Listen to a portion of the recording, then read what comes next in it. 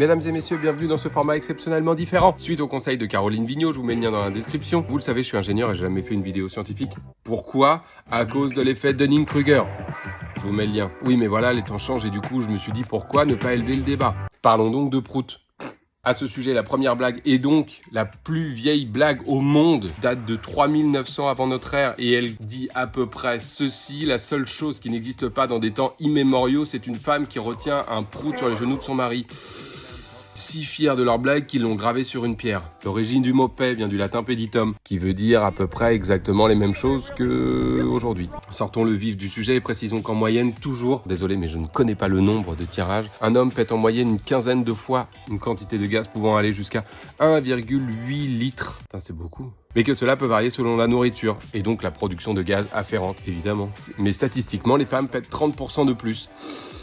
Désolé mesdames. Mais il y a mieux ou pire. En 2014, une étude menée par le flatologiste Dr Levy a découvert que les femmes produisaient plus de sulfure d'hydrogène, retenez bien ce nom, pendant la digestion et que par conséquent leur paix sentait pire, ou mieux, ou moins bien, enfin je ne sais pas. Et si la femme est le devenir de l'homme, attention quand même à ne pas la suivre de trop près. Précisons que le volume d'un paix est d'environ 33 à 125 ml, se plaçant ainsi dans les volumes autorisés des bouteilles lors de l'embarquement des aéroports. Hasard ou coïncidence, personne n'est dupe. Mais si vous trouvez ça dommageable, sachez que vous ne pourrez physiquement pas vous retenir de péter. D'ailleurs, si la volonté vous accompagnait, des chercheurs ont démontré que le gaz remonte, finit par être absorbé dans l'autre sens dans vos intestins et finit par être exhalé par la bouche. La première solution semble donc préférable.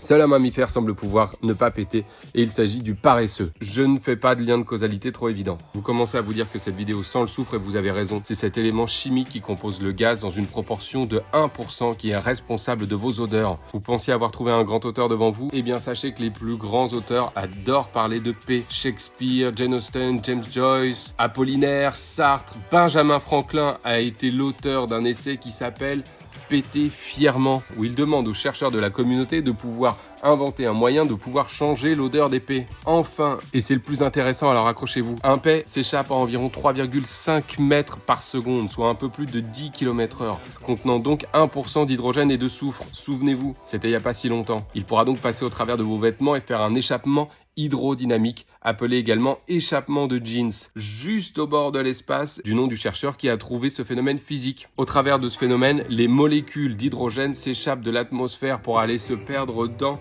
l'espace. Vous m'avez bien entendu. Alors que la conception de fusée a pris plusieurs dizaines d'années et plusieurs échecs, nos ancêtres et nous-mêmes y parvenons tout seuls d'un seul coup de pression. Voilà, on peut donc faire de la science avec tout. C'est donc ça la conclusion, s'appuyer sur des faits pour essayer de comprendre des choses, même les plus basses. Et on devrait en faire tous les jours. Ça nous éviterait de confondre, par exemple, nos outils, la science et l'économie, qui sont des disciplines plus molles et qui n'ont rien d'objectif. Ça nous éviterait de prendre des vessies pour des lanternes. Voilà, pour qu'une chose soit intéressante, il suffit de la regarder suffisamment longtemps. Je vous propose donc de me dire en commentaire les sujets qui vous intéressent et je vous en fais un rapide résumé.